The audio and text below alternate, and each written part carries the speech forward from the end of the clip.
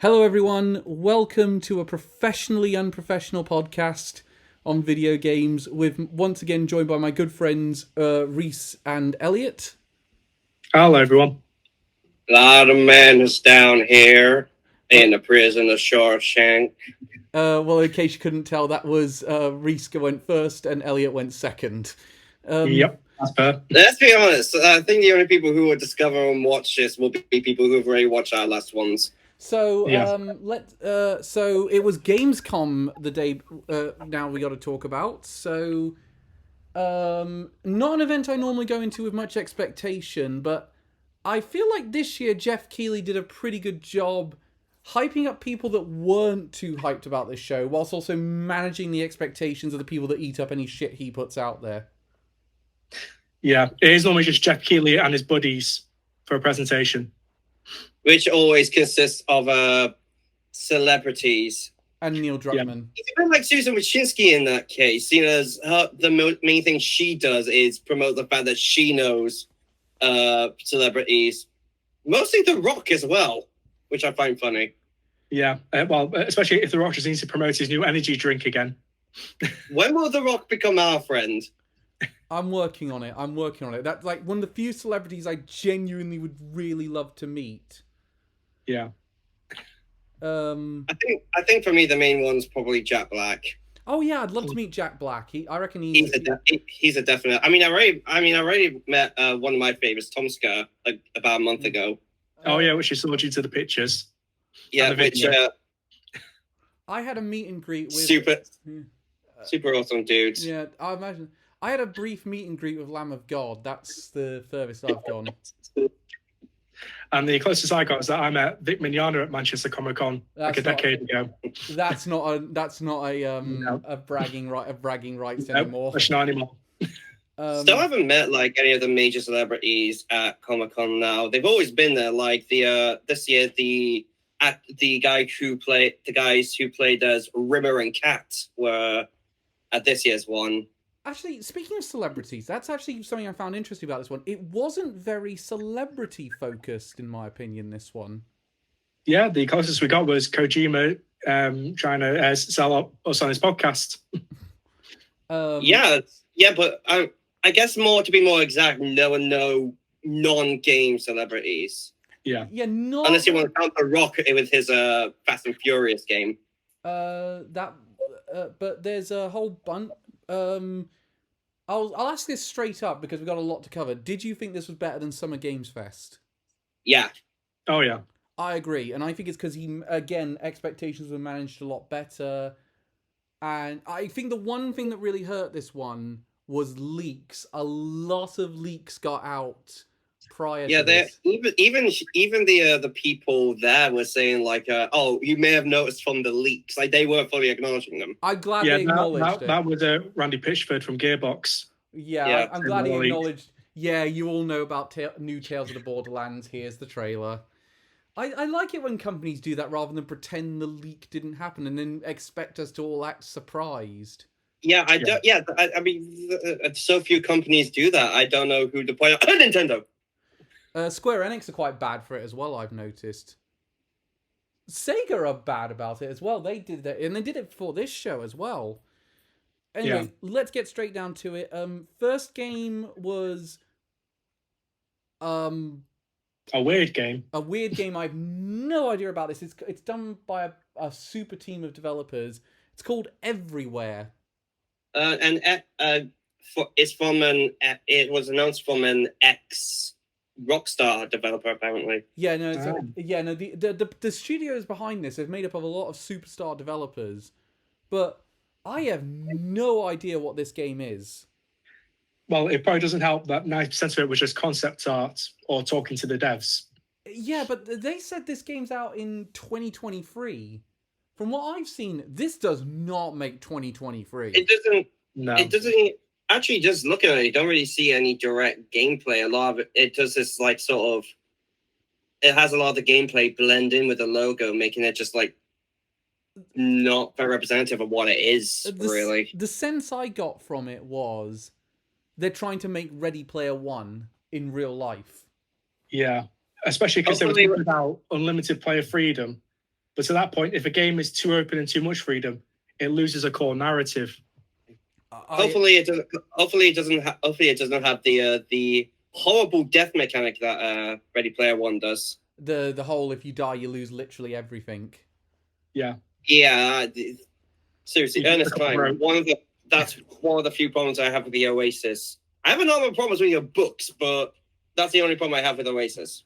But here's at least the Gundam was in the film, so I was happy. At least I know. I remember that moment, just seeing the RX-78 versus Mechagodzilla. I thought, and Reese creamed himself. I could actually hear Reese squeeing when he did it. When he saw it.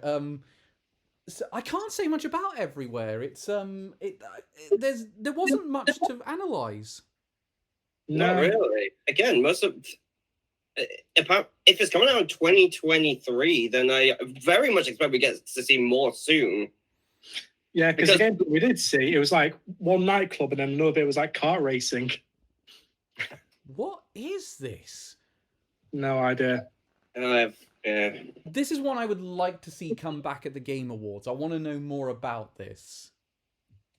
Definitely. Yeah, absolutely. Yeah, but here's the other thing. When all was said were done in Gamescom, and this was the first announcement, and I think they were expecting this to be a big deal. I didn't hear anyone talking about this. This hasn't been flashing on Twitter or anything. The conversation's been rather mute with it.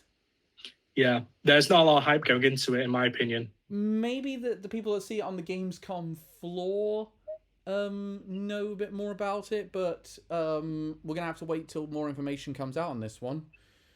Yeah, but at the same time, I feel like it's not exactly great if they keep most of it on the floor. I feel like the trailer should at least show off a fair amount. Yeah, I agree. Like how we would get more of the game from a teaser trailer than we would from this. Next game is a game called it's a survival MMO based on the Dune franchise. It's called Dune Awakening, and you can sign up for the beta right now. How quickly did we realize it was Dune into the thing? Reese got it very quickly. Yeah, it's been for me. Yeah, I realized what it was after I heard the line "Fear is the mind killer." Because that's a very iconic line from it. The one where I knew Reese was correct was when I saw the way the cabin worked and the blue eyes.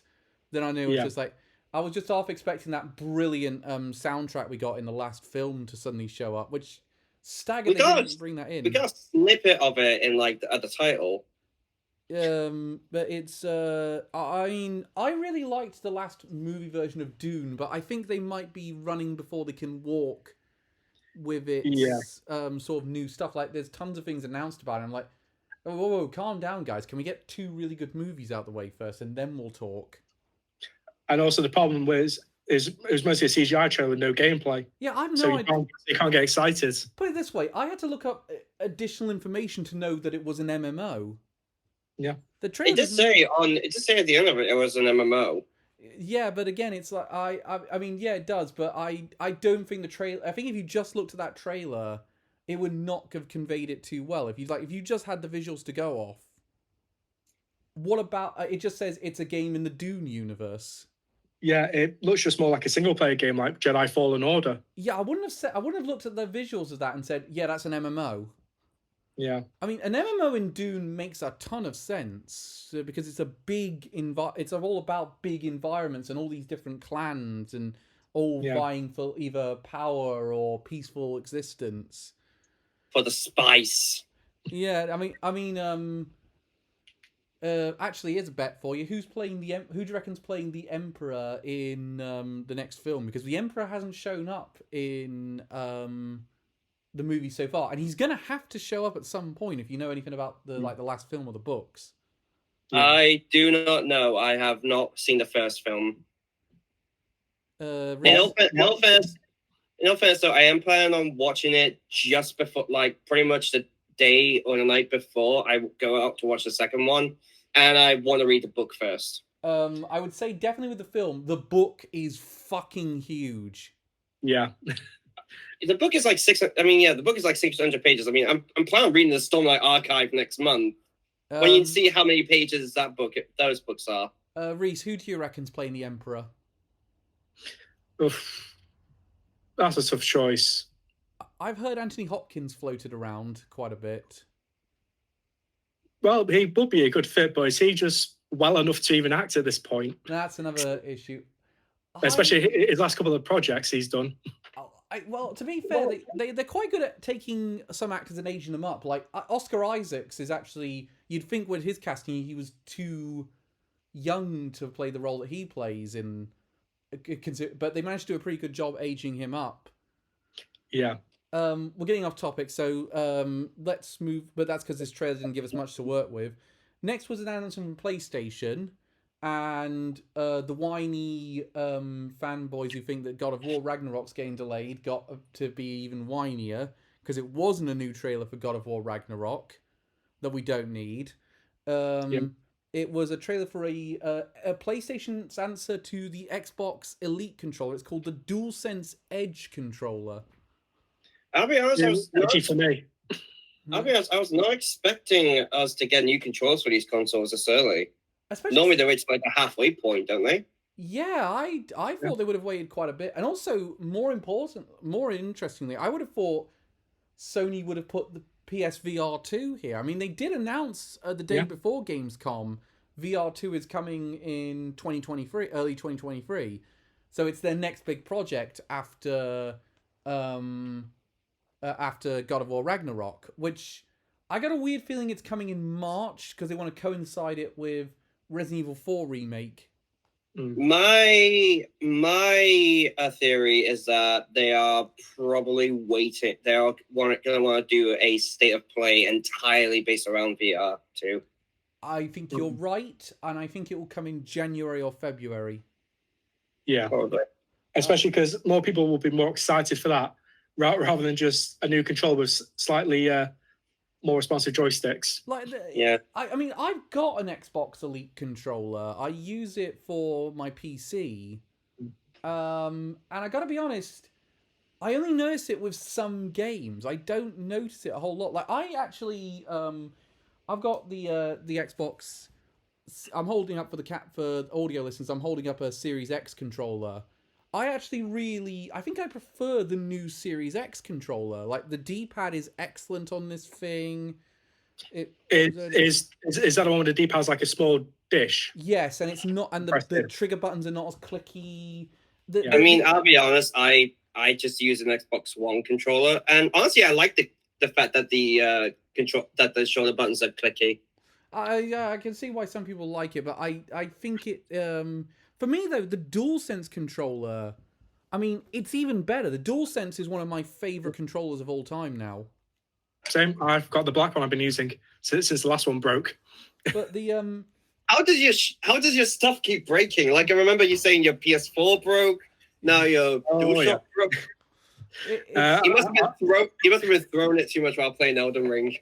Yeah, just far too much rage. But here's the thing, though. The best thing about the DualSense for me is the haptic feedback. That when they nail that, that's so great for adding that new sense of immersion in games. Yeah, which is funny because I turn off most of the time since it interferes with gameplay so much, especially in like shooters and that. Yeah, see, I love that. I love the fact that it puts me in those weird situations. Oh yeah, I really enjoyed that about it. I think it's great. Like one of my favorite early experiences from the PS5 when I first got it was playing Demon Souls. And there's a bit where you go and there's a guy throwing fire bombs at you when you're on the stairs, but you can't quite see him properly because of the way the lighting is. And the thing is, you know in advance he's going to do that because the DualSense alerts you that someone's lit a bomb. Yeah. And you will miss that if you turn that off. So I think that's where I think it comes in quite interesting. I mean, they're going on about the haptics for what was it again? Oh yeah, The Last of Us Part 1 remake. They're going on about it for that business. The triggers. Yeah. I mean, when I played the Alan Wake remastered, that had like the feedback in the shoulder button, and I'll be honest, I really liked it. I thought it was just really cool. Yeah, I mean, I'm probably not going to rush out to get a DualSense Edge because I've got a perfectly good working DualSense controller. Same. But if this one broke, I would consider trading up for that. I mean, I'll be honest. I'll be honest, I might do because I'm the sucker, one of the suckers who got the Pro Controller for Monster Hunter Rise Sunbreak, despite the fact I haven't played that much of Rise. Well, I got that just because I needed a Pro Controller because I didn't have one for the Switch. That's a good choice though for you, Reese, considering your Monster Hunter fandom. Yeah, with On the downside, awesome. On the downside, though, it now means I'm hesitant to buy the Splatoon 3 one. I know what you mean, yeah, and the problem is the Splatoon 3 one looks really good. It looks so good. It looks so cool. So if I make it, I'll probably end up getting it anyway. So next thing up is a new gameplay trailer for the Callisto Protocol. It's still...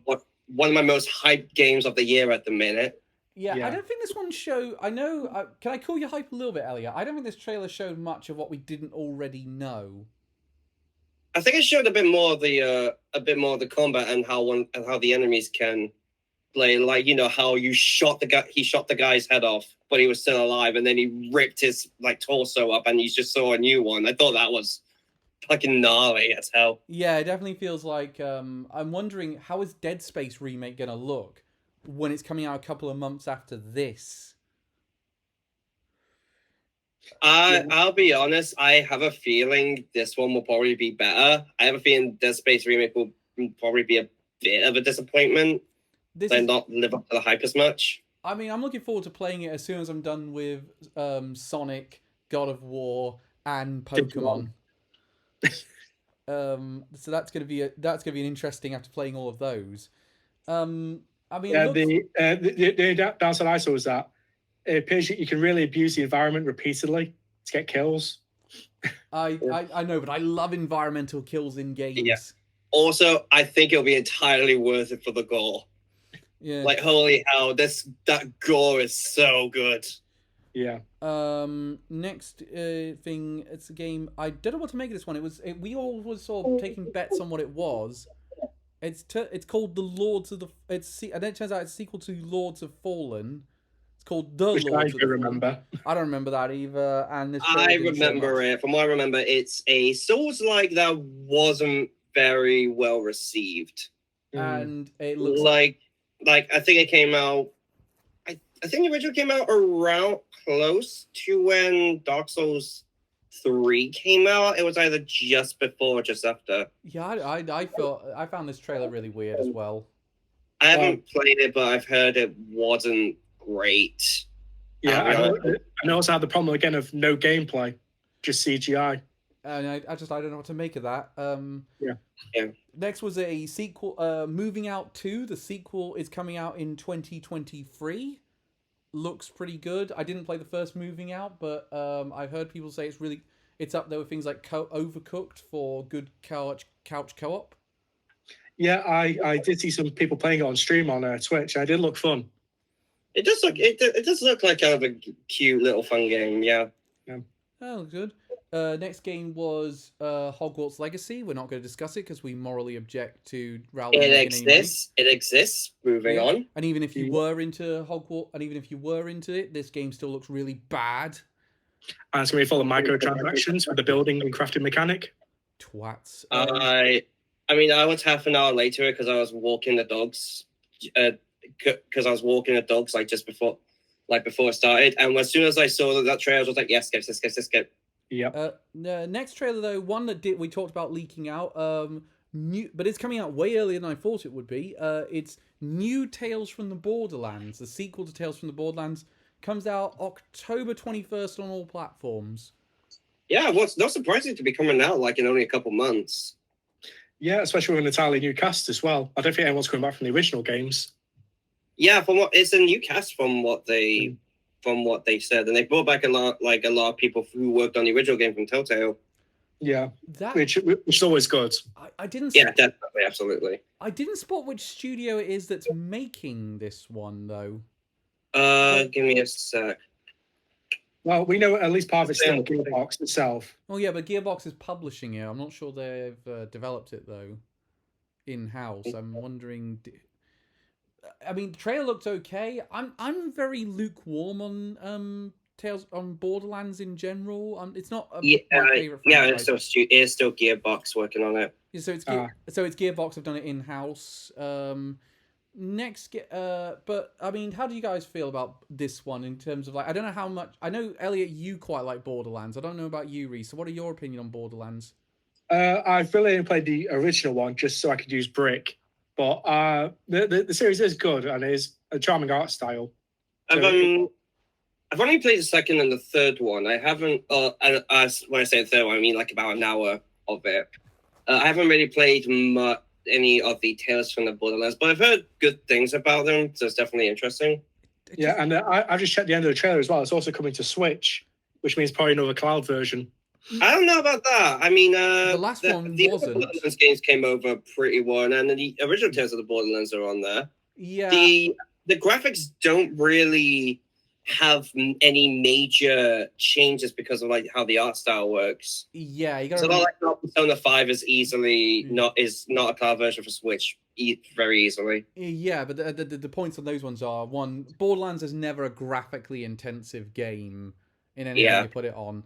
And the other one is with Persona. The only reason I thought Persona 5, the only reason I thought it might have been a cloud version was the sheer size of the story to it. But obviously they've managed to make it work because it's coming physically to Switch. What do you guys think? Are you going to pick up? I think Tales from the. It actually comes out the same day as Persona 5 Royal goes multi-plat. Oh, that's a no for me then. I'll be too busy playing that. Yeah, too busy playing that and Mario plus Rabbids, and then Bayonetta 3's out the next week. This is I'll get it on a sale. Yeah, this is probably I'll wait a bit. Yeah, which is what happened to me with the original Tales from the Borderland game. And I did pick it up on sale on the PS5, but I've not played it yet. Yeah, I know what you mean. Speaking of things that have disappointed, they announced the new DLC for Dying Light 2. It's called Bloody Ties. I don't really know what to make much of what they showed us. It just looks like it's a game show type thing they're going for. Very different tonally. Yeah, I was going to say. Like Dying Light 2 is kind of gritty and somber. This is definitely more loud and just loud. Yeah, because I saw it and thought, this is a Dying Light game? I thought the Dying Light games were much more yeah, I saw that. I was thinking, it's like a new battle royale like game. We decided we don't have enough of them. Then all of a sudden I was just like, is this Dying Light related? Yeah. Well, Reese, you got anything to add to this one? Nope. Next game. I was not a big fan of Dying Light 2, so I'm definitely skipping this one. You were the one who reviewed it, didn't you, Elliot? Yeah. I didn't even review it. Oh, didn't you? I think I gave up on it because one, I found it kind of tedious. I just found it a bit dead tedious, and two, Elden Ring was coming out in like a couple of days. I was thinking, no, I can't give up Elden Ring. No, I actually asked him, do you want to give it up because Elden Ring's coming out? I'd rather you have your focus on that. This game looks. I just went, yeah. I looked online. I was looking at clips online. I was like, this game looks like a real downgrade from Dying Light 1. Yeah, it was mostly the same, just not quite as good. And this is coming from someone who liked the first Dying Light. I think we know what's winning Elliot's award at the end of the year for most disappointing game. I don't know. We'll see. Next up, Tortuga: A Pirate's Tale. I want to like this game, but I don't know much about it. Yeah, I figured do. Yeah, especially because it's actually just like rapid fire. Small clips, so you can't really make much of any game. Yeah, that was a bit of a rapid fire one, not much in that one. Then there's a sort of... Yeah, I do not remember this one at all. There was a sort of multiplayer game called Marauders. It goes into early access in October. That was another bit of a rapid fire one. I've got down here something called Lightfall. I don't remember that game. Oh, that's the Destiny 2 expansion. Oh, that's the Destiny 2 expansion. Yeah. Oh, right. Okay. Yeah, because we were talking in a chat and I was saying, hang on, Destiny 2 just had its own presentation. What's it doing here? Yeah, I was going to say, why is this here? It's coming in February 2023. I don't play much Destiny 2. So I don't play Destiny 2. I know people who have done and they enjoy it, so I'm happy for them. I have played vanilla Destiny 2 because it went for a free trial to do the main story mode.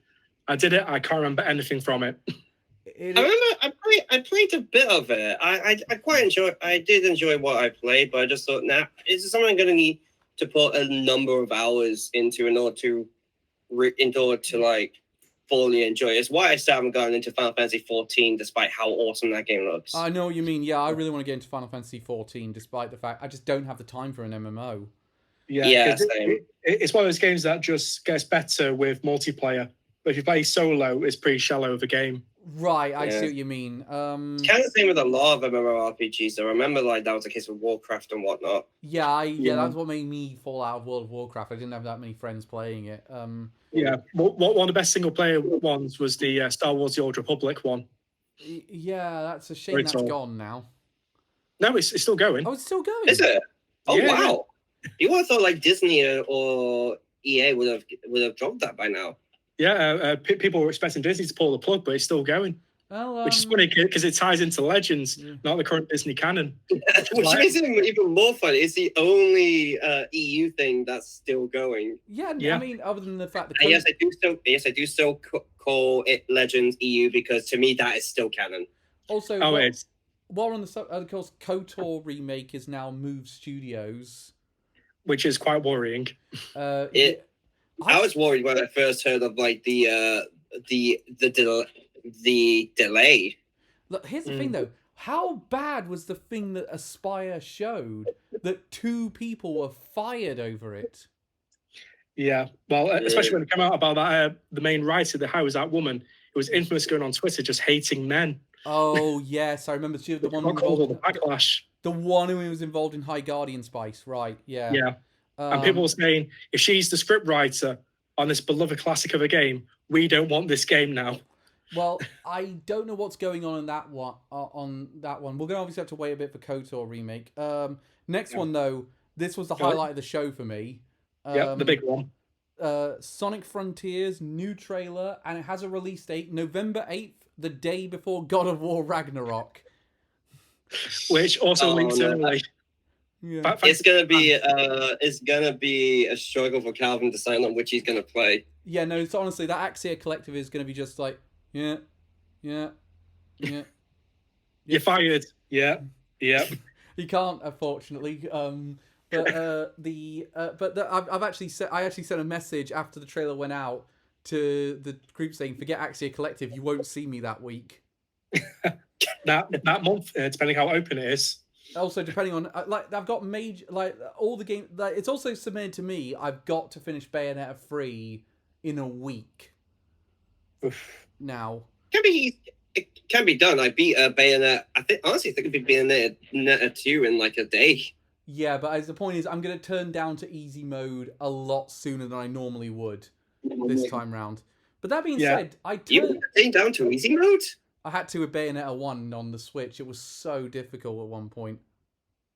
I lowered it down to easy mode the first time I played it, but that's just because I kept getting the lowest ranking at the end of each level, which I was just sick and tired of. So just like, fuck it, I'll play on the easy mode. I'll make it easier so I can get better ranking. It wasn't because it was difficult. I will say it's I died on one level like 20 times. No, I got the 2-pack for Wii U. I played on normal all the way through. What? And I got a lot of bad rankings. Yeah, but I feel like I've got to finish it in a week because I'm gonna have Sonic, I'm gonna have God of War in the same week, and I'm then gonna be adding on top of that, Pokemon in a couple of weeks' time. Like I've got to speed through these. Yeah, well, I'm gonna really take my time with Bayonetta 3. Honestly, I should be able to beat it kind of quickly though. I would imagine. Yeah, and just going off that about Pokemon, Sword and Shield wasn't very long for its main campaign. So yeah, but this one looks like it's taking a very different approach. So I really want to explore that world and like get some evolutions and all that business. But let's go back to Sonic Frontiers for a second, because everyone, it's amazing that we went from that IGN trailer, these IGN gameplay showings, to this, and we went from it, this game looks terrible, it needs to get delayed, to this game looks awesome, give it to me now. Got the marketing for this game? Everyone's going to have to do a case study on this, because the marketing for this is mental. My one guess is that maybe they were just saving it for when we finally had a release date. Yeah, but why did they make that IGN gameplay look so crap? Yeah. And it's also the fact I don't know. they never talked about the cyberspace levels, which look really good. They never talked about the fact that you're going to get all these different biomes, and it's not going to look like just this bland wasteland where nothing is there. And like everything about this trailer made me think, yes, it's got the character, it's got the environments I want to explore, it's going to have the enemies, it's going to have those combat that we're going to want to upgrade for. Yeah, and we've also got returning characters because we saw Amy in the trailer. Yeah, and judging by the art that also leaked out, Tails and Knuckles are involved in this. Yeah.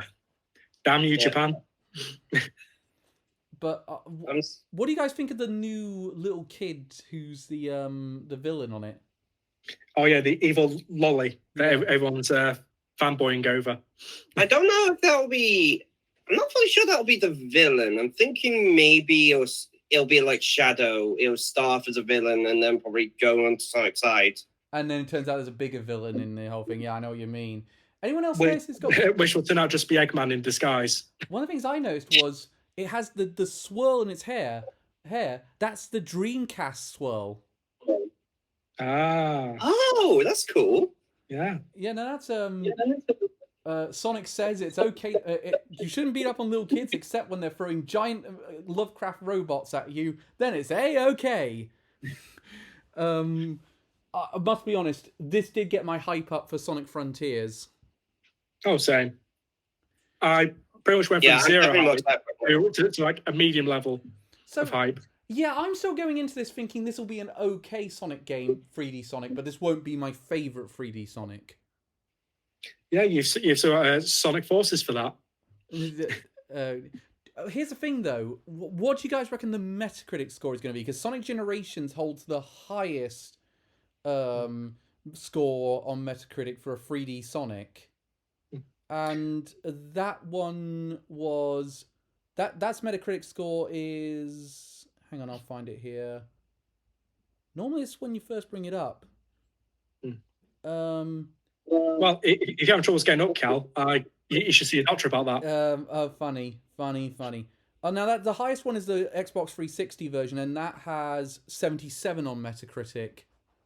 That's quite low. I thought it'd be in the 80s. Yeah, that's what I did as well. But Sonic, and keep in mind that's the highest scoring 3D Sonic on Metacritic. Yeah. Well, was the score on PC? Because that had like great mod support on it. PC 77 as well. Right. But I thought the PC would have been slightly higher. No, the PC has a few issues with it. For one thing, you've got it doesn't have automatic keyboard controls. You have to program those in prior to playing the game, and you can't just swap to a controller. You have to program that in before you start the game. That's shit. Especially because Steam has that weird thing where you put a controller in, and you need to like get one of those auto guide things on. Do you want things I found weird? I've got a gaming PC with an SSD in it. It's a pretty good specs actually. It's but I played the version on Xbox Series X. Xbox Series X loads it faster than my PC does. Well, doesn't it get the boost on Xbox? Yeah, it does. But the PC also has 60 FPS. Yeah. So it's just this is the first time you can play it in 60 FPS on consoles. Yeah, but that's the point. But you gotta remember they're not allowed to bring the modding stuff into it. But what do you guys reckon though? Metacritic score, Sonic Generations is 77. What do you reckon Frontiers is gonna get? I'd probably go lower, like maybe it'll break a 70. What do you I'd say probably mid 70s, like maybe like 75. I'm gonna go it's either gonna be 68 or 72.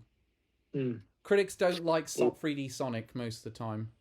Yeah, it also depends how open and barren the different islands are that we see. I reckon it's gonna be the first one's gonna be a bit more barren because it's gonna get you used to that gameplay style, and then they're gonna ramp it up as you go to different islands, and you're gonna have. But you gotta be honest though, after seeing that trailer, and you think it's not just gonna be the same environment for the entire game, you're kind of like, right now I want to know what this game's gonna be like. Yeah, thank God for that. Otherwise, it would have got repetitive way too fast. But, oh my God, I want to know what a Sonic game plays like in an open world. This is gonna. I'm dead excited to see how this turns out, and the box art looks awesome. Yes, because the closest we got to an open world was like Sonic Adventure 1 and 2, where we went around the hubs. I quite like those hub worlds, but I can understand why people didn't like them. Actually, I think it was only Sonic Adventure 1 that had that. 2 didn't. Sonic the Hedgehog 2006 did, and they were those were fucking awful. Oh yeah, 2006. Yeah, those were terrible. Next game was a game called, which I quite like the look of it. It's called Under the Waves. That looked genuinely very interesting. I'm quite curious to see. It comes out in 2023. Yep. You guys, yeah, a bit of coffee went down the wrong way. Which by Quantic Dream. Quick question: remind me? Is that the one that David Cage runs? It's the team who did the Detroit Become Human. Yeah, it's David Cage. But I will say, it doesn't look like it plays like Heavy Rain or Detroit Become Human. It looks like its own thing. Maybe because I don't know. Maybe it's because David Cage isn't a part of it. I don't know. Yeah. In case you couldn't tell, I'm not really a big fan of his games. Heavy Rain I thought was okay. Beyond Two Souls was not good at all. Oof, and I haven't played Detroit Become Human. Yeah. I actually don't like any of them except Detroit, if I'm honest. You don't like Heavy Rain? I don't like Heavy Rain at all. I think I really hate the control scheme of it because it forces you to do all these gymnastics with your hand. Like, I would be able to do this in real life, no trouble. I mean, I thought it was alright. I want to go ahead and say, I wouldn't say it's terrible, but I think it's kind of one of those games where if you watch it as a movie, it would be one of those ones that would just be terrible, but kind of funny for how terrible it was. I know what you mean, yeah. And also, you have to admit though, the plot twist was good. The plot twist is quite good. I actually really like the plot twist. But I also would say, in regards to Heavy Rain, though, I think you need to set the brightness levels higher than you'd expect, because there was some environments where I couldn't see anything, and I failed missions because of it. Yeah, I get you. True, and it also did do wonders for internet memes. Oh yeah, Jason. Of course, that glitch was Sean. Oh yeah, that one. That was hilarious. Next trailer was Goat Simulator 3, release date of November 17th. Looks fucking hilarious. Looks really funny, yeah. Out the same day as Pokemon, so everyone who doesn't own a Switch is going to be playing that. Definitely. I'm just glad that they're still leaning into the pure spectacle of it and insanity. Oh, of course, you've got to have that insanity. Next, anything you got for that one, Elliot, on Goat Simulator 3?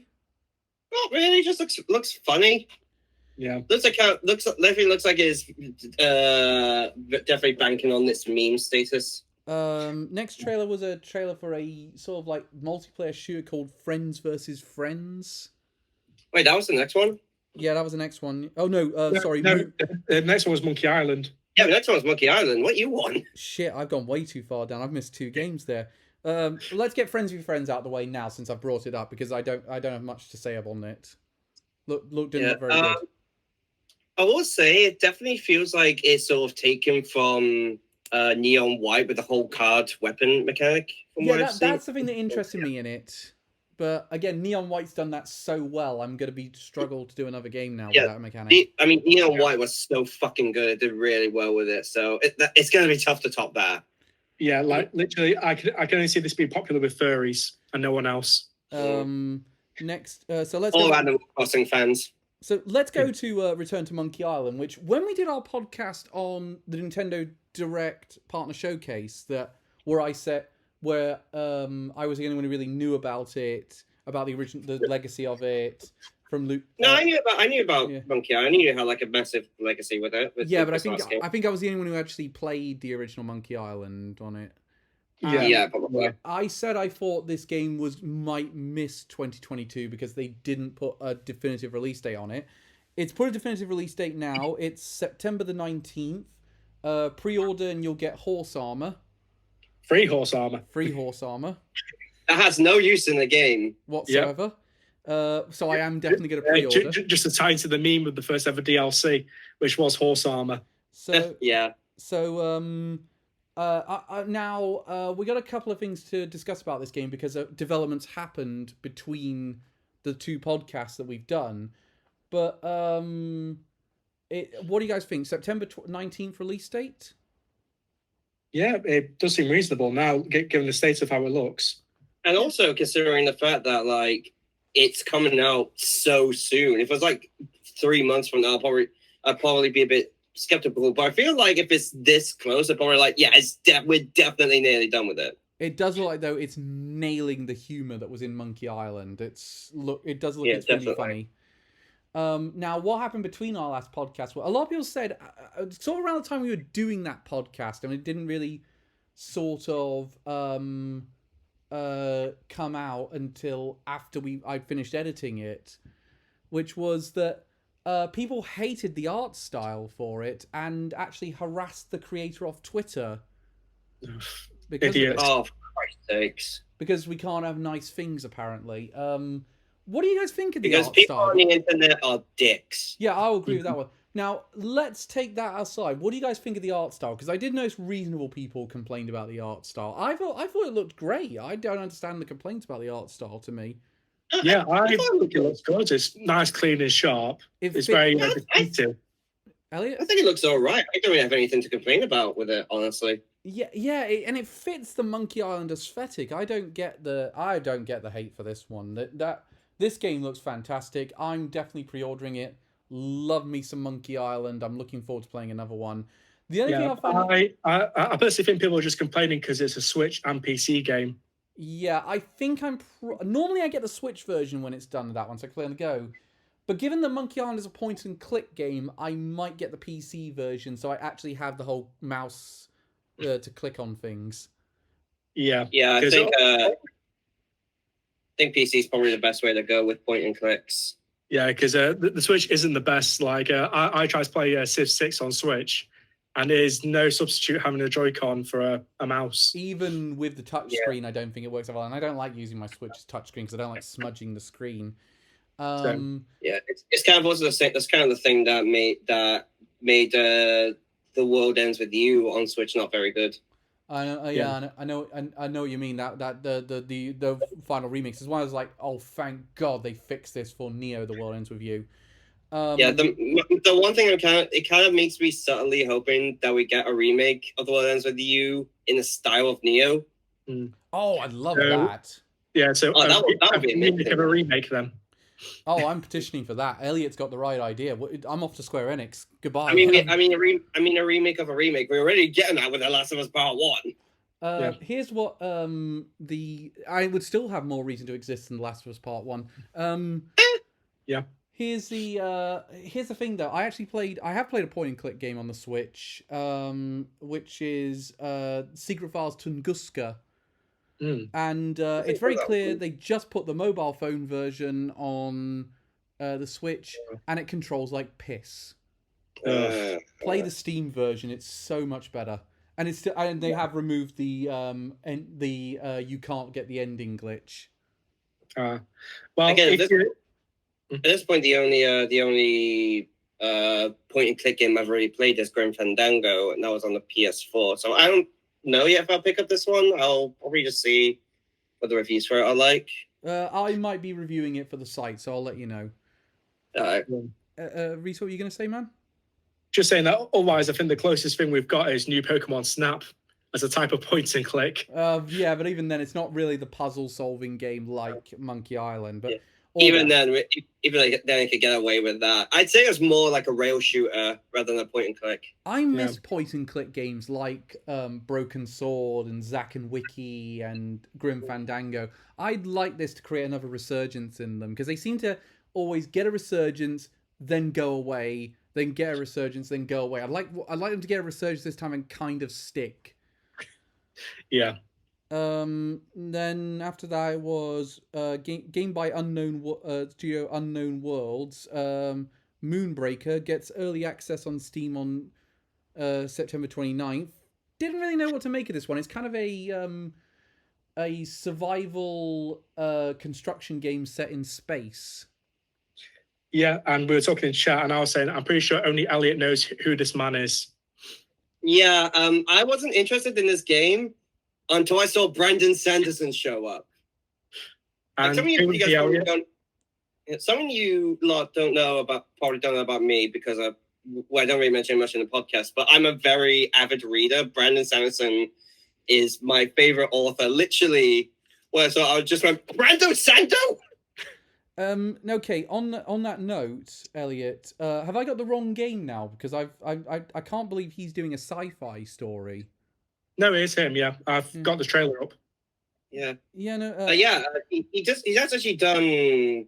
I believe he's done a sci-fi story. He's currently his latest series is called Skyward, which is like basically the way he describes it is it's basically E.T. except instead of an alien, it's a spaceship. Okay, that's interesting. I could talk about something that's come out recently, but I'd have to spoil it for this. Let's. Are you going to play the early access, Elliot? Considering who's behind it. I might do, honestly. As I said, if you put Brandon Sanderson's name on something, it's instantly got my attention. Which actually, I suggest keeping an eye out for him because apparently because one of his books is apparently might be starting work on an adaptation for that next year. Excellent. We already talked about Friends v Friends, but there's another game that we agreed Elliot gets dibs on the review for this. Lies of P. We keep getting mixed up with Life of Pi. Yeah.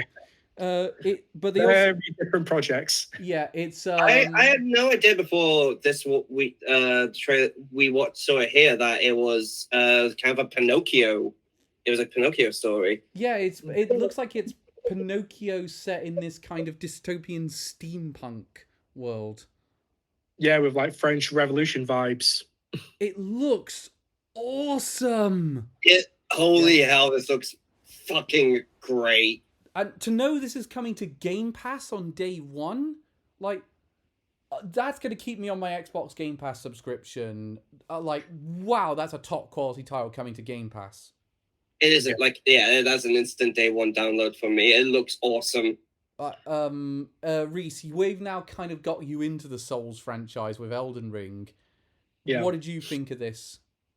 Yeah, I think it looks great. The overall itself reminds me a bit of like Dishonored. Yeah, I remember you saying in the chat. Actually, yeah. But you can really see Bloodborne has been the biggest influence on this game. Yeah.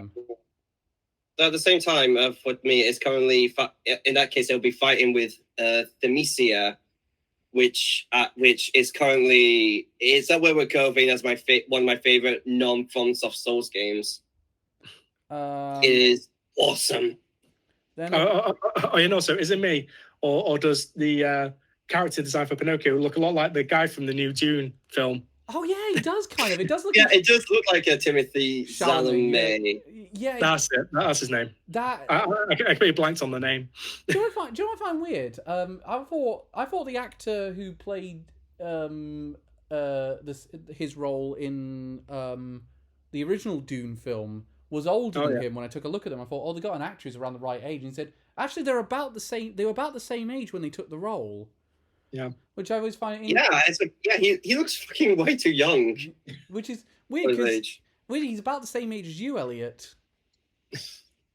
Yeah, he looks like someone who should be on TikTok. I know what you mean. Just like Elliot. That is slander, Reese. That is slander, and I'll have you. Come on, I'm one of the boomers of the Gen Z. Okay, I'm a way to get away with not being on it. The next compared to Callie, who's just a boomer of the boomers. I'm a fucking millennial, and you know it. The next before I never mind. Next game was. It's called It looks like another survival game, Stranded: Alien Dawn, and they didn't show any real gameplay for this one, which is weird because it's coming into early access in October. Yeah, we only saw a bit of gameplay right at the very end of it. And God, it looks. It doesn't. This looks dreary. This game. Yeah. It looks The bleak highlight of AF. the portion was just getting an actual astronaut on stream. Yeah, that was the thing. They got an actual person from the space center on stream, and that was hilarious. And I was just sort of thinking, no one right now is thinking accidentally go upside down. Yeah. No. Next up was Atlas Fallen, comes out in 2023. I don't remember anything about this. This one was a bit of a blink and you miss it. It looks like I thought it looked alright. I remember they showed a bit of gameplay, which I thought it looks like fun. Yeah, it just seems like a dark fantasy with elemental gauntlet powers. Yeah, So, yeah, but I looked at this game and I thought, this is like, if you wanted me to see what is a game that looks and feels generic and looks like it's come off a assembly line, that's the one I'd point you to, a game like that. Yeah. I don't know. I mean, I'd probably check it out just because, I don't know, the world that I saw and it interests me. I like the magic system. Next game up, Homeworld 3. We saw those. We've seen a lot of cryptic trailers for this one. This one showed a bit of gameplay. And people were crying on Twitter when Jeff Keighley said, "Does anyone remember Homeworld?" And the audience was silent. I was like, "Oh wow!" It's like, of course, I don't remember Homeworld. No one really remembers it. That's why it's taken so long for 3 to come out. Yeah. I never heard. You know what? I never heard of it until I heard about Homeworld 3. The thing about the only reason I really remember this game is because Scott the Woz did a really great gag about the fact they kept flashing it out of nowhere in the Gearbox presentation in E3 2021. Yeah. Scott did that. Yeah, I was trying to remember when I was watching it who did that joke. It was Scott the Woz. Yeah. It's coming out apparently first half of 2023. Yeah. We'll have to see more actual gameplay rather than those out of context trailers. Yeah. I'm not really that interested in it. I am only picking this one up if loads of people tell me this game's amazing. Other than that, it's going to be this is a skip for me. We do know your history of RTSs, Cal. Yes. Small trailer for wait, what RTSs have I played on stream? Well, not on stream, but I played Civ a lot. Oh, Cessla. Yeah. That did not end. That's not ended well.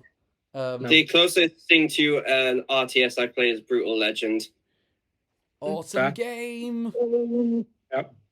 The trailer for version 3 of Genshin Impact. Moving on. Hooray! We don't have 5 credit cards to max out for waifus, so we can't play it. The only one that tempted me just to pick up the game and play it was the Chibi Aloy they created. Well, oh yeah, I remember that. I forgot about that. Yeah, I did like the design they did for her in Genshin Impact. Another one from the same studio. Now, I was kind of intrigued by this from seeing concept art of it and the small trailers we saw last year. Honkai Star Rails, apparently a strategy game, and this trailer showed nothing. Yep. I don't even know what kind of a game it is. Whether it's because from the looks of it, it could be a single player game, but at the same time, considering how big of a game Genshin Impact was with its MMO, I have no idea. I mean, we've seen 2 trailers for this, and I still have no idea what it's all about. And same. The thing about it is, I really was excited about the idea of it because it feels like it's a trade in space. Yeah, but it's a spiritual successor to Galaxy Express 3.9, which is a really well told somber anime, which I really like. And I thought, oh, brilliant! Someone's doing some sort of spiritual successor to that, and it just feels like I don't know what's going on with it. Yeah. We'll have to see what the gacha system's like. Yeah, I'm waiting on that one. Then we saw an extended look for the Rick and Morty creators game High on Life, which turns out there is such a thing as swearing too much. Yeah. Like when they pull on the knife creature, and it's just like rolling your eyes about how cringy it was. Yeah, like I say fuck like it's my word of the day every day. Even though I was just like, okay, you need to tone it down. It's like, swearing isn't automatically funny. I want to point you to the creator of Hella Boss and Has Been Hotel, because they nail how to make your characters do adult humor and not have it be over the top. Yeah, like that. Those shows swear a lot, but at the same time, it really works. Yeah, because it has an impact because they're not swearing constantly. So when they do swear, it's something that gets your attention. Yeah, it stands out more. Incidentally, on that, Also, just because they're really fucking good shows. it's also while we're on the subject of it, I actually still like Rick and Morty. I know a lot of people have sort of turned against it in recent memory, but I still think it's got some good episodes in the bunch. I've personally just not seen enough of it to have much of an opinion on it. I haven't seen any of it because I still have a bad taste in my mouth from the horrendous fan base in 2019. Yeah, no, that's what I've done. I've muted the fan base and I just watched it from my own to make my own decisions. I've recommended it to people, but I haven't been acting like you need to have a higher level of intelligence to get it. I've just said, it is a show. If you like funny adult humors, but you're a bit sick of Family Guy and those rip-offs, this might be for you. Also, the clip I've seen is just, hey, Morty, I'm fucking drunk again. Fucking Pickle Rick, fuck. The Pickle Rick episode is actually a lot better than you'd think it is. Especially because they got a brilliant cameo from Peter Serafinowicz, who's the voice of Darth Maul. Wait, Darth Maul talks? Yeah.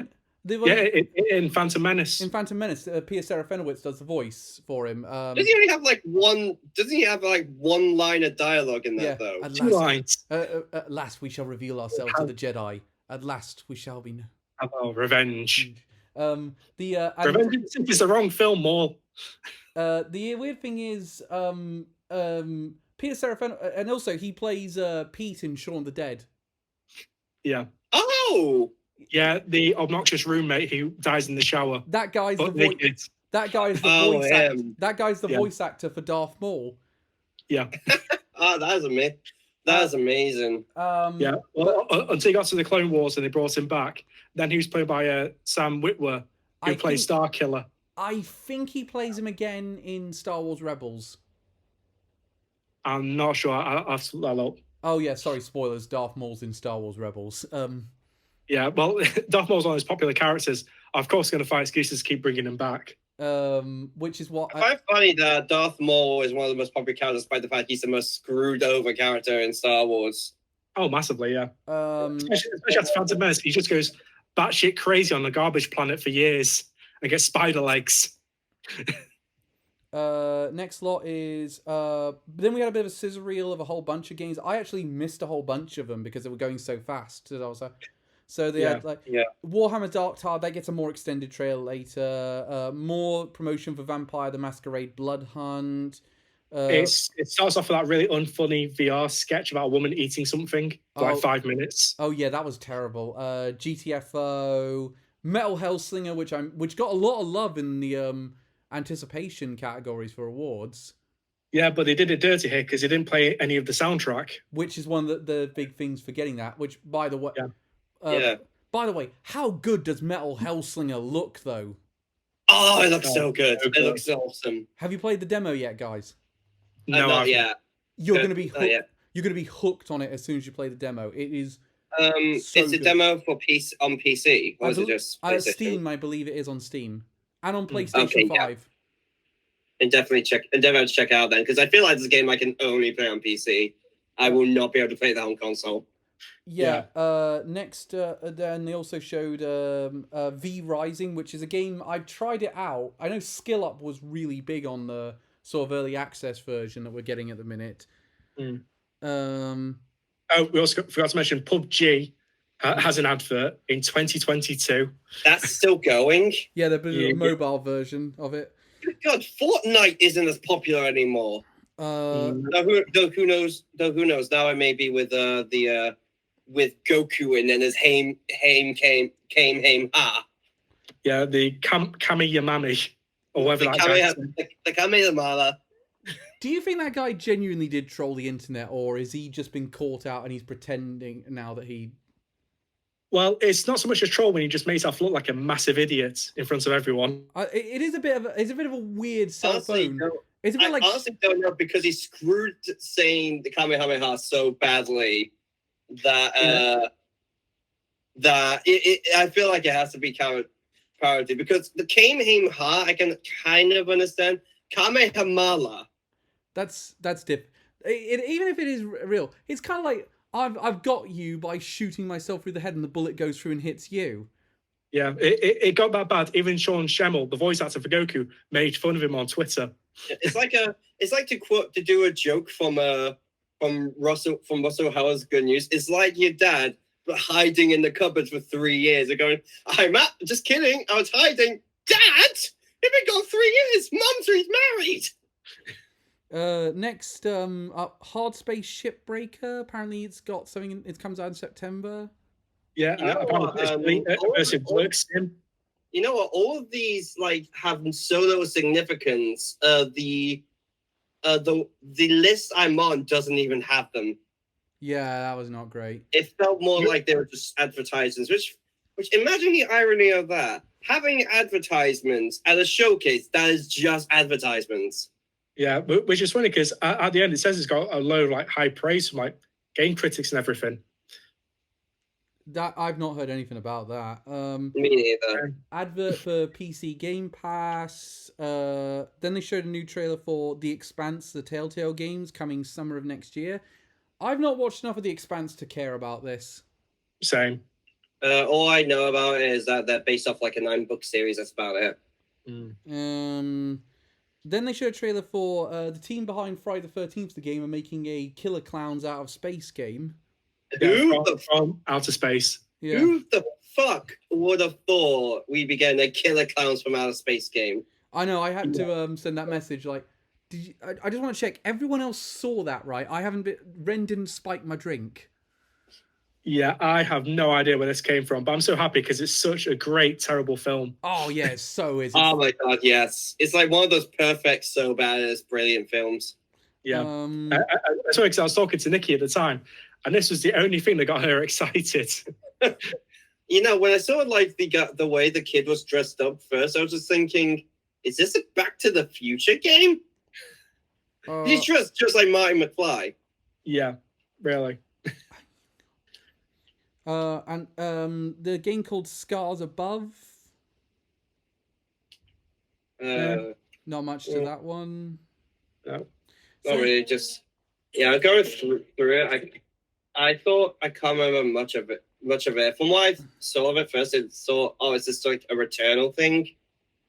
Yeah, that looks just weird. Another game from Something Wicked Games, Wyro Song. This was basically a concept CG trailer. Yeah. Not much else. Weird song. Before that was Age of Empires 4 with the DLC. Oh, I go the wrong way round, right? Well, yeah, but we don't know much about Age of Empires, so we're skipping that one. Yep, it's another RTS, so Cal won't touch it with a 10-foot barge pole. I tried it out, actually, if I'm honest, because it was on PC Game Pass. I tried it, not for me.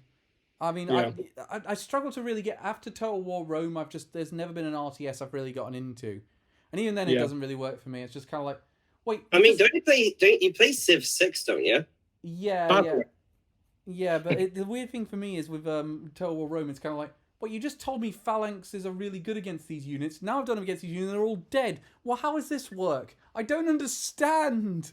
Then there was a trailer. I don't know. Honestly, the closest thing to Total War I played is a spin-off called Spartan Total Warrior.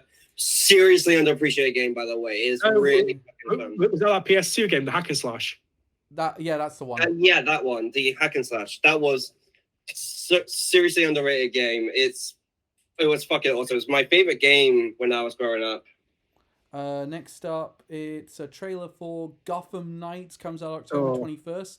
Like, this looks so bad. Like, I'm a big Batman fan, and you can't get me to compare. And every trailer, I care less and less and less about this game. It's like, I was a big fan of the Arkham games. This does not look that good.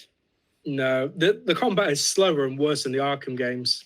Yeah, when we went out to Vakken, we had the day before we went, there was a gameplay trailer. So all right, I'll watch. This will keep everyone quiet for a bit and less likely to go out to get drunk before we get in a taxi. Let's watch this. No one gave a shit when we were watching. Yeah. I couldn't get any, and we were all just like, this just looks like a really dumbed down version of Arkham games, except the story's not there. I mean, I was kind of annoyed they didn't try to make Clayface part of the Gotham Knights this one, considering in the comics he becomes reformed with Batman's help. Yeah, which is what I was talking to you about, because last week I heard from Batman was that Clayface was a good guy now. He was, until he died. I didn't know that. That's cool. Yeah, they were doing this thing in Detective Comics. When they were rebooting Detective Comics for DC Rebirth, they had this idea of, okay, we'll have it be Batman and Batwoman creating this sort of like team of wayward Gotham vigilantes to sort of give them like training and guidance, and they put Clayface into the mix with it, who sort of like was getting tired of just the constant back and forth.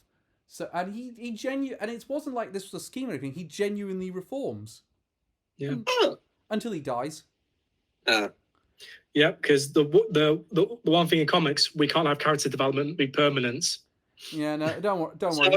So they basically follow the sitcom rule. Yeah, pretty much. Don't worry. He died like 2 years ago. He'll be back in like another one. No one stays dead in comics. No one stays dead. Well, that's actually true, because it used to be the golden rule of the people who stay dead are Uncle Ben and Bucky. And Bucky came back as a Winter Soldier, and Uncle Ben's been back several times. Yeah, and Gwen Stacy's been back. She's still currently back. There's only a couple of characters I can think of that died and stayed dead, and they're just some of the Teen Titans. Danny Chase has died, and he never came back. How many of the Robins came back after their deaths? All of them. All. None of them died. No, only two of them. And even then, this is why I can't get into comic books. They make no sense. Even then, only two of them proper died. Jason Todd blew up, and then he got better. And then Damian Wayne got stabbed, and he got better. And Tim Drake apparently died recently, but it turns out he was faking his death. And Dick Grayson died, but he was just pretending to be a secret agent. I saw that. Yeah. Some people complain about Gandalf returning from the dead. Yeah, no. Read Batman comics and then give me that shit. Because apparently the whole thing with Tim Drake dying, he faked his death, it was when they crossed over with the Watchmen. No, it was meant to happen in Doomsday Clock, and they changed their mind last minute. Tim Drake doesn't even appear in that book. Oh, doesn't he? No. Very, very few DC characters actually appear in that. It's like Batman, Alfred, Superman, Firestorm. A bunch of them do appear for a fight with Dr. Manhattan on Mars, but we're getting way off topic. But that's how bad... books are weird and crap now. Yeah. Gotham Knights is weird. DC Comics is starting to improve, but... well, not anymore, considering how much money they've lost recently. Honestly... Let's just say there's a reason manga is bigger now. Yeah. Plus, manga usually has an ending. And has a storyline that actually makes sense. And good characters. Yeah, and the next game is a game called Where Winds Meet, and we all just looked down and said, "This is Ghost of Tsushima." Yeah, that's what we said in chat. I'm actually quite interested in it, honestly. Other than the fact that we were me and Reese hit that simultaneously on Twitch chat. Back immediately. Immediately. Is it like a? Except the main difference is this is based in China, not Japan. Japan, yeah, that's all I could tell from it. It's like, right, okay. Other than that, honestly, I kind of like the fact that is seeing how much attention Japan has been getting. It's kind of cool that we get something from China for once. Yeah, but and also the fact you're playing as a female character as well for a change. Yeah, that's interesting. Do you know one of the things I also found interesting? This is an interesting fact. There's something like 70 self-made female billionaires, and about half of them are from China. About 42 of them. Oh. Yeah. So that's a weird fact I know on that one. That's fun. We're learning some fun stuff today. Hideo Kojima showed up to boost his best friend and promote his podcast. And his podcast. Yeah. We're going to be waiting a while to see the trailer for what he's coming up with next, but I imagine he's got something interesting cooking up. Yeah, apparently he will be talking about it on his podcast, which is available in Japanese and also later in English. Yeah, the thing is, it's going to Spotify, and I don't really have a Spotify account. Well, you can always just use mine. But I'm hoping it'll come to Apple Podcasts because that's where I get most of my podcasts from. Like, there's a few really good ones I can recommend on there. Like, I've obviously recommend Nate the Hate all the time. Yeah. Spawncast is on there now, and that's really good. I would recommend another one that's non-game related called The New Conspiracist, which is a these guys debunk conspiracy theories with guests. And I would also recommend a not very well known one called The Anime Amigos. They're pretty good. Yeah, but we're not on Apple Podcasts yet. No. Wait, did I say it was on Apple Podcasts? Touche. I was going on about Apple Podcast related ones.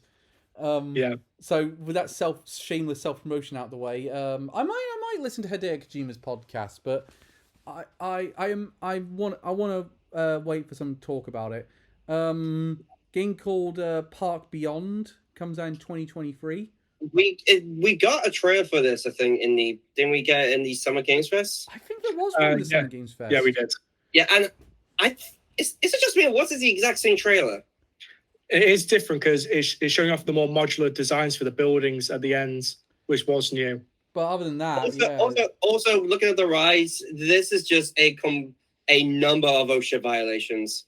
Oh hell yeah! Just a very large number. Like, what do you mean the roller coaster jumps off the tracks and lands back on them? Yeah, it somehow turns into a plane and then lands, and doesn't explode on impact. I want this to be really good, but because I like those theme park maker games. Like I lost a lot of time with Zoo Tycoon, but I have a feeling it won't probably. Some people won't find it as enjoyable as a Roller Coaster Tycoon, for example. Yeah, I get what you mean with that one. Because otherwise the only other one I've been playing is that Planet Coaster, which has been good. I think if you have the ability to kill the fairgoers, then you have something on your hands. Yeah. Next up was something very strange. This gaming mini car that's electric and has a load of Pokemon stuff on it. Yeah, for some reason they were just showing scenes of Pokemon, the first movie, in the background. Here's a question: who's decided? Yeah, we're gonna make a car that you're gonna hook up a game console to.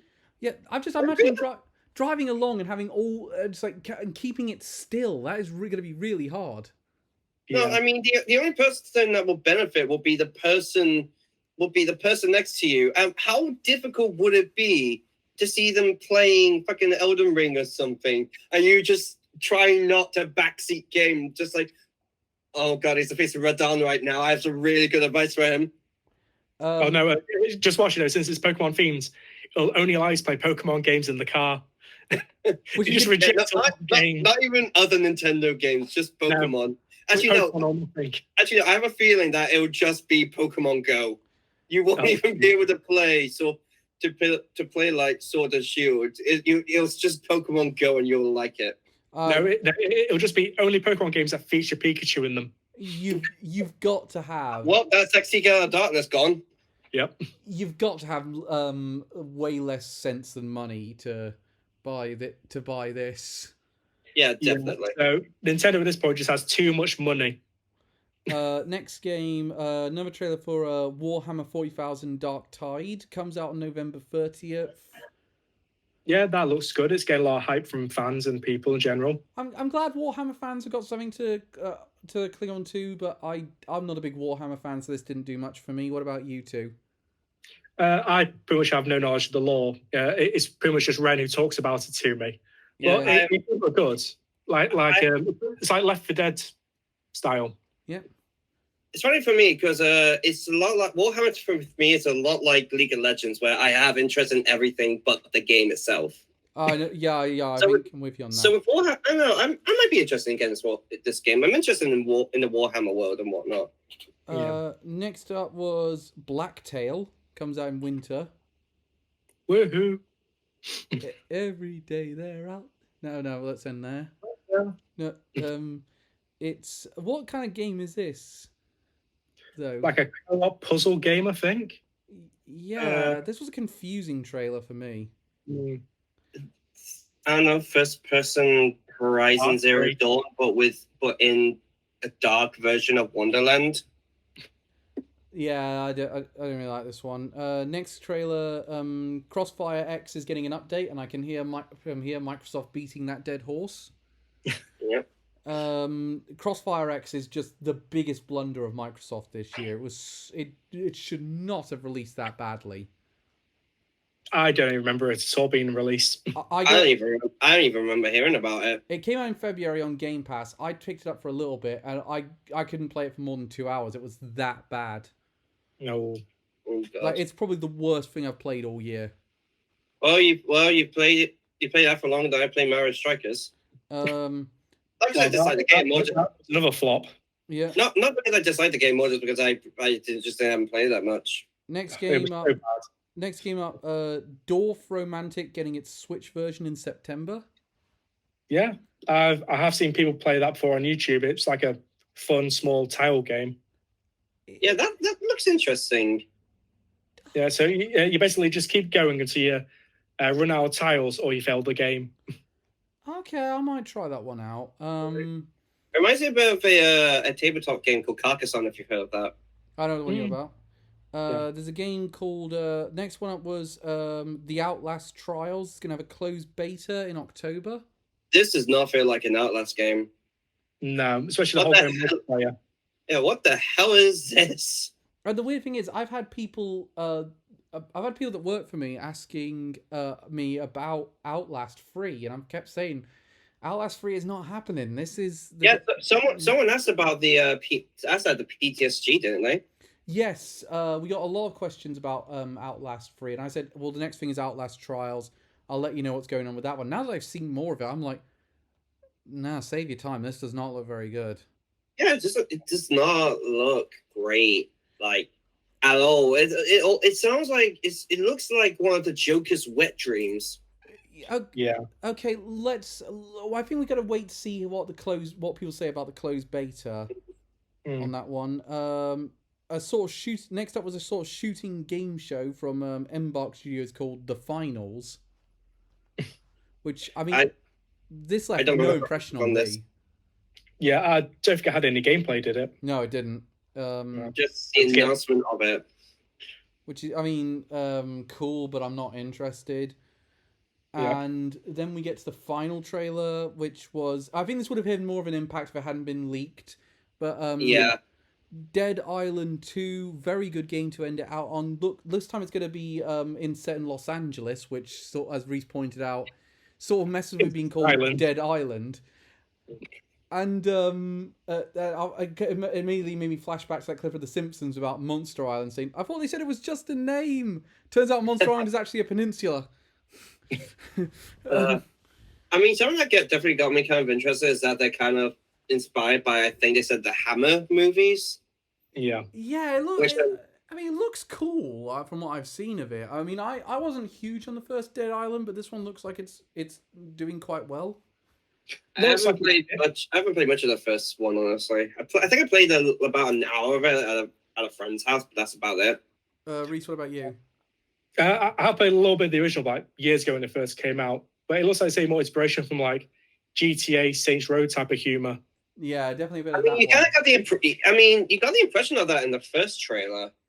Yeah. True. But... So at the very least, it's definitely not. It definitely feels like it's matching the tone of the game more rather than what the first Dead Island did with this trailer. Yeah, when did that first trailer, and they made it look like a really somber, very interesting experience, and then we went down the line like dead serious. Yeah, it was not, and then we just went, it was not dead serious. How much of the first Dead Island have you played, Reese?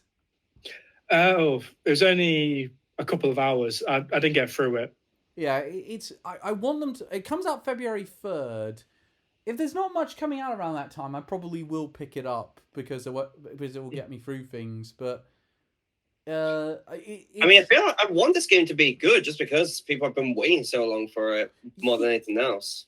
Yeah, I just hope that the multiplayer will be good for it because the original one was quite buggy for the multiplayer. I agree with you on Even that. Even though the original had multiplayer. Yeah.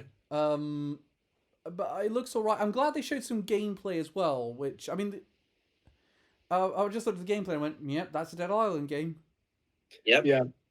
it's really just going overboard again on all the gore, which was quite funny when they tried to censor it. Yeah, I was like, wait, we just saw the Callisto Protocol trailer that was uncensored. Why is this now censored? Yeah.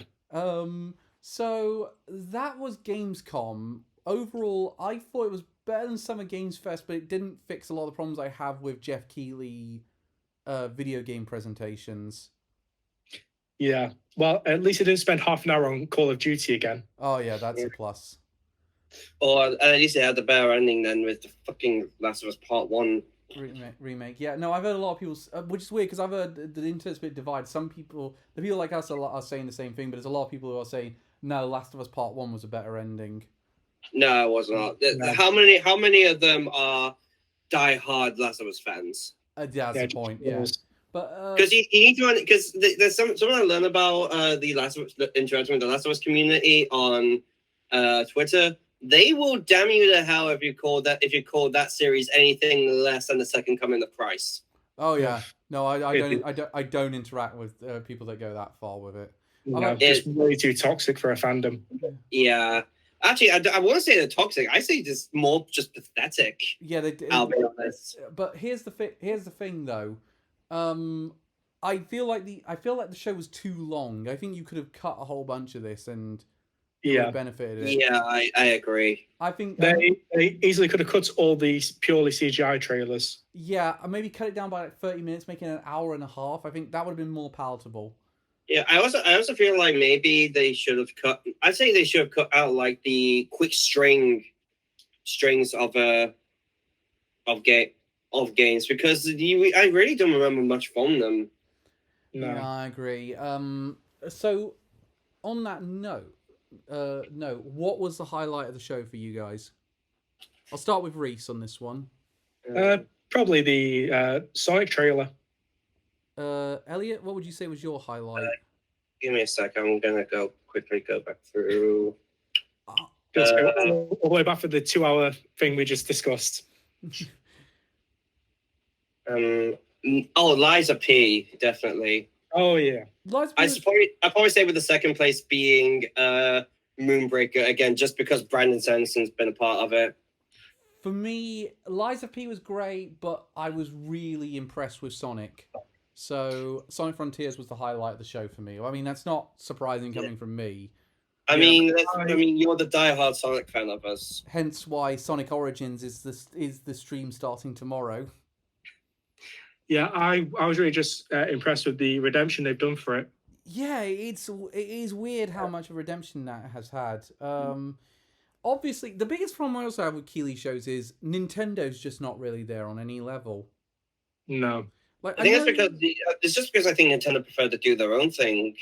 Yeah. Like, we didn't really get much of from all the stuff you could tell from what we got was like either PC or multi-plat stuff. You didn't really get that many exclusives. Yeah, PlayStation and Microsoft are a bit funny about how much they're going to work with Jeff Keighley, and Nintendo's even funnier because if you think about it, look at the Game Awards. Like, the only things they've really contributed in recent memory that have had much of an impact have been the Smash Brothers reveals. Yeah. And that's only been like the really big ones, like Joker and Sephiroth. Yeah, and even then, those are the only ones they did. Like, they didn't have. Other than that, they pretty much go to the Game Awards and that like, not much, if anything. No, I mean the most we got from them last year was the Nintendo Switch has games. Oh yeah, I always hate when they do that. It's like don't bother, guys. You have games, but the it's like saying Netflix has movies. Yeah, it is the equivalent of that. I'm now wondering though, with the release schedule coming out, how is Sonic Frontiers and God of War Ragnarok? How does you think the sales are going to go for those games? Oh, I think God of War's going to win. Oh yeah, absolutely. But hands down.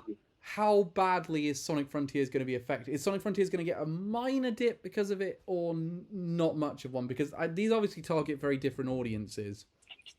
I do feel like there's going to be a dip, but I'm not sure how big it's going to be. I don't think it's going to be anything major. Yeah, if anything, I think it'll be like a 15% dip in sales compared to what they were expecting. I'm hoping Sega's going to look at it and say, right, it's not because the games bad, or that people don't want it, is because we released it around God of War time, and that obviously affected the sales. Yeah, just poor timing. Yeah, I hope so. You know how some game companies can be. Like, the main reason Nintendo have pretty much given up on Chibi Robo is they blame it on the fact that, oh, this game's just not very big, rather than they just didn't advertise it well or at all. And also because Zip Pass was a poor game.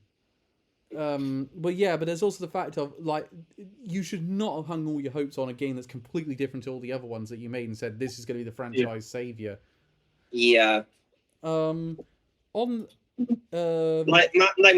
my guess is they were just saying it as an excuse because they didn't want to do it, because it was such a flop. They just thought, okay, we're gonna say if it fails, it's their fault. I feel like that's kind of what happened. I feel like that's my theory on Dead Space 3. Maybe EA realized, like, oh, we're not making that much. We'll just say, oh, this last game doesn't do well, which we're not expecting it to. Then we'll give up on the series. New trailer came out from Gamescom today for Euden Chronicles 100 Heroes. You know, that spiritual successor to Suikoden? Oh, yeah. Yeah, now Not really? Yeah, the prequel spin-off came out for earlier this year. It was called something, I can't remember what it's called, but it was another Euden Chronicles game. And it's not good. No. But I will stress, that's because it feels like they just rushed it out to get a prequel, as opposed to designing a really cool battle system. Then I will say, from what I've seen, including in this what I've seen of this 100 Heroes, it looks really good. This looks like it's the RPG they've really focused on. They put a lot of time and effort into it, and they're going to make this brilliant spiritual successor to Suikoden. Yeah. I'm hoping they'll nail that one out, but it does look interesting with the whole 2D sprites against a 3D backdrop. Yeah, they're definitely. They did the same thing with Octopath Traveler and a lot, didn't they? Yeah, definitely. Octopath Traveler has definitely been a factor in the development of this game. I mean, when it comes to the kind of games like that, the main thing I'm waiting for is Dragon Quest III remake. I'm hoping that comes sooner rather than later. Well, Euden Chronicles will come. 100 Heroes is going to come in 2023. I mean, I just hope we get more Dragon Quest things soon. Well, that might happen. We know Euden Chronicles, according to this press release, Euden Chronicles 100 Heroes is going to have more information at Tokyo Game Show. If Dragon Quest III Remake is going to show up anywhere, it would be the Tokyo Game Show, because of how big Dragon Quest is in Japan. Any presentation that's going to have Dragon Quest stuff in is going to come in a Japanese-focused presentation. Obviously, yeah, because didn't we already get a trailer for 12? As I said many times before, my main one from Square at the minute is Dragon Quest 12. Yeah, 12, we got a minor teaser trailer, but we haven't had a new trailer in a while. We've had even less, and I think the one that's going to come next is Free Remake. Yeah, I feel like... Well, I had we've got that amazing film. Sorry, Reese, what did you say there, man? No, just saying, in the meantime, we've got that amazing film we can always rewatch. Oh, fuck. Oh, no.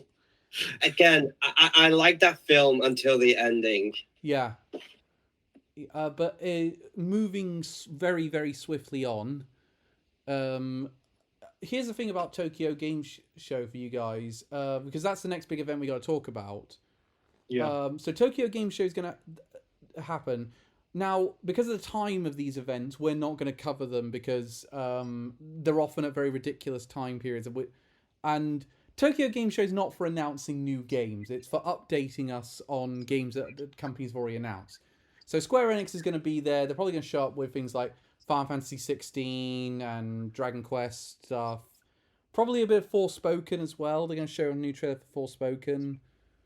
Yeah, so that's the 15th of September through to the 18th. So when there'll probably be a Nintendo Direct. I imagine we're probably going to get some from those Valkyrie thing. Valkyrie. Yeah, no, I know the one you're on about. The one that's coming to PlayStation. That one, that'll probably be there. I imagine Capcom's going to show up with a bunch of good stuff there. Probably some more look at Street Fighter 6 and Resident Evil 4 Remake. We'll probably get some more from that one. We might get something on that game. Yeah, I think so. We might get more for the next Tekken game as well. Yeah. I think as well we're going to see Microsoft actually probably is going to go back to Tokyo Game Show this year, which is weird. But they Even really though, like, most people in Japan don't really care about Microsoft. which is weird. They're really trying to change that with this generation of gaming. Microsoft are really trying to change that, and they're making a big push to a Japanese audience. But here's the thing. As you can tell, considering they have Persona 5 now. Now, here's where our future, we might be doing stuff, because it almost certainly what's going to happen is there'll be a PlayStation presentation just before Tokyo Game Show, and we should be from what I've heard from some good sources, there should be a Nintendo Direct of some sort in September. Now, I want to stress some sort. I don't know if it's going to be... normally is one in September, if I remember, though. There normally is, but again, Nintendo doesn't have to follow that rule. They don't have to have a presentation. Yeah. Here's the thing. Do you reckon it's going to be a normal one or a partner showcase or an indies? What are you guys reckoning it's going to be? Well, when was the last time we had just a normal one? February. That was I think we're due for another normal one. What do you reckon, Elliot? Yeah, I'd probably say we'll get we'd get another one. I don't think they would do 2 partner showcases in a row at this point, since we now have normal ones back. Now, here's a couple of factors I want to bring into it as to whether it's going to be a general or a partner showcase, or an indie. I don't think it'll be an indies. I think they're going to do an indie in October or December. One, do they have Breath of the Wild? Do they have Breath of the Wild 2 ready to go to show something and give a title to it and a possible release date now, or are they saving that for the Game Awards, or do they not have something yet? I think Breath of the Wild 2 is really going to play a big factor in it. I think that's a big reason we didn't have a general in June. And it's how do they want to market Metroid Prime HD, and if they actually want to bring Wind Waker and Twilight Princess to the Switch, or if they've scrapped those games. Well, I think we do need some Zelda representation now, because it's been so long. Here's my theory with the Breath of the Wild 2. If we don't get it in the September Direct, if we are getting one, I think it'll get its own Direct.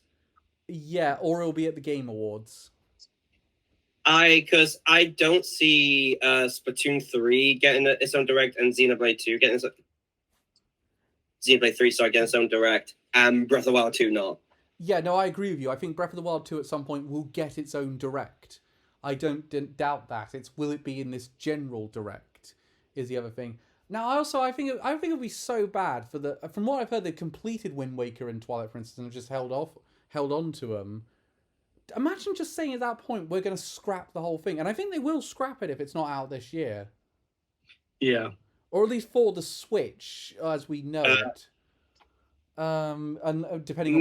My guess is, if it doesn't... My guess is, I don't think it'll scrap it. I don't think they'll have gone through all that work only to scrap it. I feel like if it doesn't come out this year, they're going to wait for a fair bit into next year to let the hype for Breath of the Wild to die down a little bit. I reckon if they don't bring it out this year, it's coming to whatever Nintendo's doing next. Be that a Switch sequel, a Switch revision, or a Switch... what's the word I'm looking for? Successor. Yeah. I thought Reese had disappeared. I don't know. I personally don't know, because